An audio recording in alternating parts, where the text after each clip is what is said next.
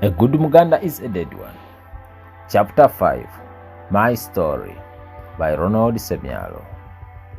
When I joined the campus, I happened to share a room with friends from the West.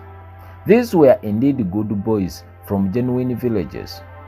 On getting to know I was a Muganda, suspicions grew amongst themselves. They could not believe they were staying with me. The first one hid all the money on him, then took the laptop to the neighborhood for safe custody. The second one stopped talking to me, while the third keenly watched my movements.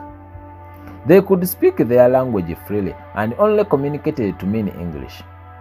Given that I had no attention to tribal differences, everything seemed normal to me. However, it wasn't to them.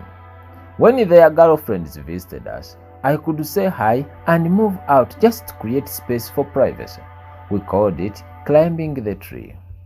With the time, I shared the meals with one of them and helped them on issues of setting up telephone applications, touring them around the city, given that they feared Kampala so much. As we continued discussing, one of them broke it to me that I was not a Muganda.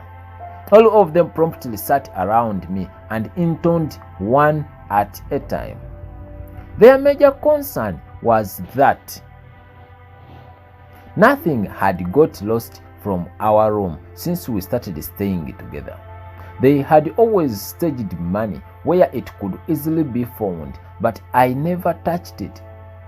Another one said that the months we had spent at the hostel, they had never seen me with a girl. I began to wonder why such small things needed them to hold a meeting to determine my tribe. Well, I told them I am one person who lives a life normally without any attachments to my tribe. They couldn't believe because they had never seen a thief in me, yet they always knew Baganda are thieves. They never saw me with their girls, yet they knew Baganda are users. I proved so trustworthy to an extent that I became the custodian of each one's secrets. I had no way of explaining that not all Baganda are thieves, untrustworthy and treacherous, because I did not know how to do so. We remained friends even after campus, and they still believe I married the distant girlfriend I used to call every night.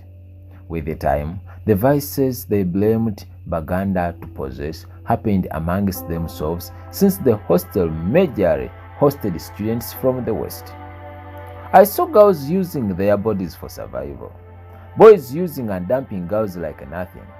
Those doing business dubiously were many, and at last the Baganda looked at non-Baganda and there was no difference. All were students with similar traits, and the difference occurred on individual basis, not tribal level. Recently, I moved out of Uganda only to meet Ugandans there who connected me for a certain job.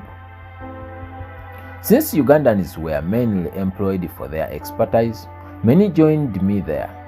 The new